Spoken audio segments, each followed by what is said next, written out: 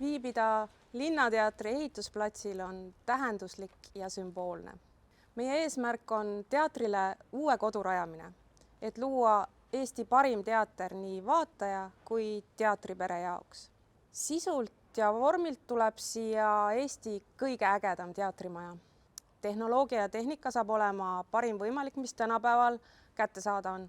Algusest peale me oleme juba ehitanud ühe Linnateatri hoone, nii et me oleme väga hästi kursis teatri tagatoaga.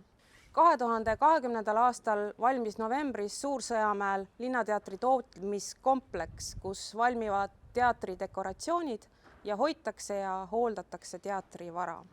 Vanalinnas ehitamine on muidugi väljakutse. Linnateatri rekonstrueerimine on logistiliselt keeruline projekt nii meile kui ka ehitajale.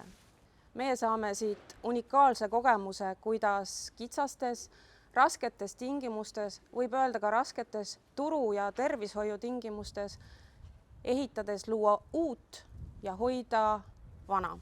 See, mis minu ümber ja Linnavaraameti korraldamisel toimub, on palju enamat kui ehitamine. See hõlmab arengut, uue loomist, erilisust, uudsust. Ühelt poolt säilitame ja hoiame ajaloolist pärandit vanalinna müüride vahel, aga teisalt on meie sihiks innovatsioon. Paigaldame siia kõige vingema tehnika, loome teatrile uusi võimalusi.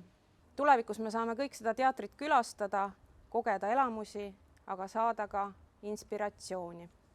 Kõik eelnev võtab kokku selle, mis iseloomustab minu tööpäevi ning läbi mille igapäevaselt panustan linnaelanike heaolu nimel, et Tallinn muutuks õnnelikumaks linnaks. Linna arengus mängib olulist rolli Linnavaraameti pühendunud meeskond. Oleme väga erinevates linnategevustes toetavas rollis. Näiteks uued trammitrassid, Kopli-liinide elamuarendus, Olümpiaujula või Rail Baltic ei valmi ilma meie panuseta. Me pakume kodu ja peavarju abivajajatele, kujundame linnaruumi, hoolitseme, et linnahooned oleksid hooldatud ja korras. Me ehitame lasteaedu, koole, tavandihooneid, palmimaja. Me panustame korteriühistute tegevusse ja üürivaidluste lahenemisse. Ametijuhina ma vastutan kõige selle eest, aga juhina olen ma edukas ainult tänu oma inimestele ja koostöös oma inimestega. Siin on minu saladus. See on väga lihtne. Ainult südamega näed hästi. Kõige tähtsam on silmale nähtamatu.